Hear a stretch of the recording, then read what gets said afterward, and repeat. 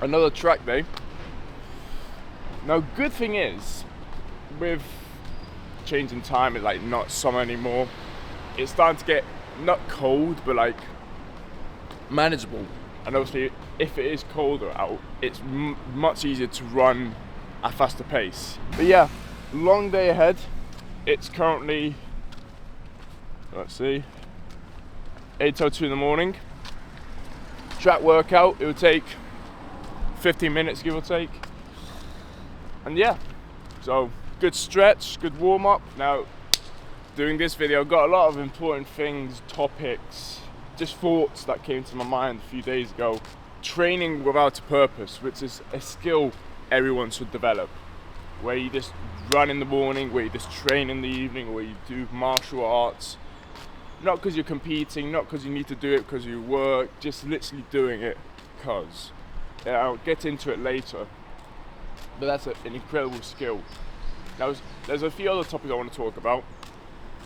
But yeah, first thing I want to get done is the workout. Now, I feel quite good because I did miss out a workout on Tuesday. It was supposed to be like an easy 10k. I missed out because I didn't get out of bed. I'm honest there. I'm not perfect. Then also, on Monday though, we did do a new 10k record, a 47-minute 10k, around the track. So that was suicide basically, it was boring as fuck.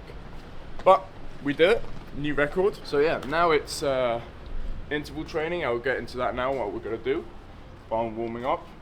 And yeah man, let's get to it. So basically, warm up now after a really good static warm up, if you want to call it like that. Very important, can't in fact it's colder weather. Not colder, obviously it's not cold, but it's not boiling hot. Like the sun isn't out, normally it's booming now. Now, so this workout, it's 3 kilometers as like a movement warm up, and then it's on the app, it's called, what's it called, Tom? 500 meter progressive intervals. No, it's called 500 meter madness. Oh, yeah. But yeah, so you put more technical words into it. 500 meter what? Progressive intervals, yeah. Basically, 500 meters, it will start at a 4-minute pace, then 60 seconds walk. Then it will gradually get faster. Go to 355, 345. So I'm basically sprinting around the track for a lap and a bit. And yeah, now also, the other Saturday, I did run a 22k in the morning. Now it's so different running by yourself and running with someone else. Because by yourself, it's very easy to get distracted. For example, at kilometer 8, I had to do it like a 4:55 pace or 4:45, I forgot now. And I just zoned out. But also, if you're running with someone else, you do maintain that level of concentration. And it's also the fact that you just get in your head. For example, you just start saying, oh, I can't hold on to it, you just stop, because there's no one to back you up, you just don't believe it. You don't believe you can actually do it. So actually running with someone does make it a bit harder. Now you may ask, why didn't I run with him?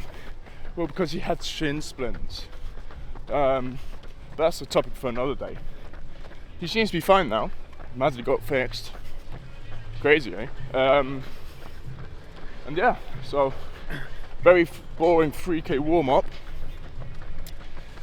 around the track, and yeah, we'll go from there. I might get injured tomorrow. Right. Because it's a 24k run on Saturday, so I may get shin splints today. Okay.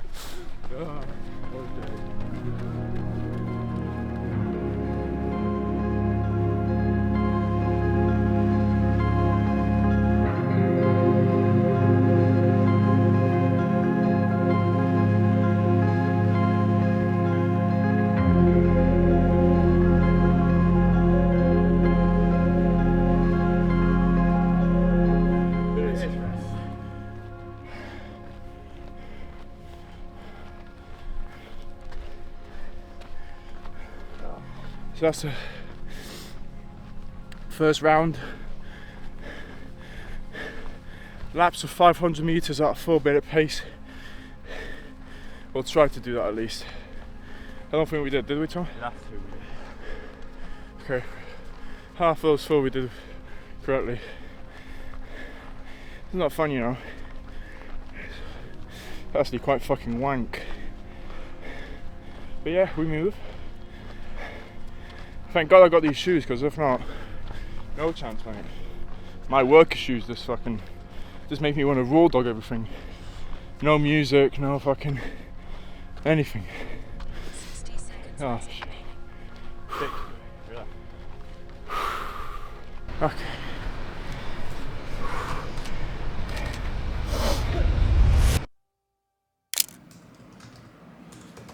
So while I was just working then, I asked myself this question. How many opportunities have I actually missed because I didn't take the first step? Now, everyone's heard of the saying of 90% of success is just showing up. It's a simple concept really, but yet so profoundly true. Well, whether it is in your personal goals, your professional ambitions, or even just in your daily routines, where in the simple task of just literally showing up, that might have changed your whole life, whether that be avoiding that conversation, skipped that class or skipped the gym session, anything, where that showing up that extra time, that might have changed everything in your current life. And it's a thought to really think about, really. Now yeah, showing up means more than just physically being there. It means being present mentally and emotionally, okay? It means taking action despite the fear, despite the doubts, or the overwhelming urge just to stay in your comfort zone, wherever that may be. It might be staying in bed on your phone, or I don't know, eating a McDonald's each day, whatever it may be. Okay, now yeah, we all face challenges, we all face unmotivated days, etc. But success isn't reserved for the more talented people in this life. It's for the people that refuse to quit. If you give it your all, each day, day in and day out, you won't lose, you won't fail. It's just when will you succeed? Now look, people don't just become an overnight success. It's all of those nights where you know deep down you should have done something but you left it till tomorrow. It's all of those nights, or it's the constant showing up. For example, let's talk about athletes. They're not great on one day. They go to the gym, they go to practice day in and day out, over and over and over again. Okay? They keep showing up and refuse to quit. Okay? And then they become an overnight success because out of nowhere they're great. Okay? Now look, showing up is the ultimate form of commitment between you and your future goals, because it's the bridge of where you are now and the life that you want. Now look, the message of this rant I've just been on basically is, as you go on your journey, if you want to call it like that, remember this: nothing needs to be perfect, nothing needs to be great, you just need to start. Okay? Because look, the best time to start is yesterday, second best time to start is now. Okay? Because the worst thing that can happen in life is for 30 years down the road, you go, I should have done things differently. I should have tried more, or whatever it may be. So look, that was the message of this little rant. So, what I'm going to do now, have a quick gym session with the boys, and yeah, be there emotionally and physically, basically.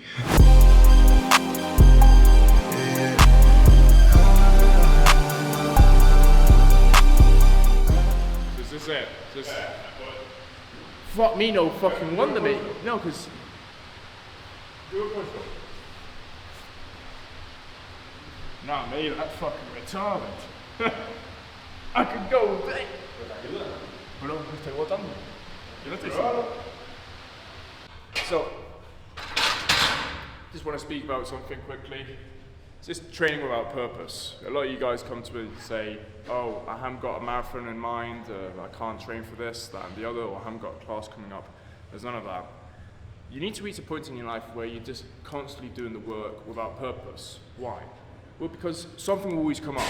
For example, you might want, or your mates want to go, oh, let's go hike this place, or climb up this mountain, or do anything. And you're going to go, no, I'm not ready.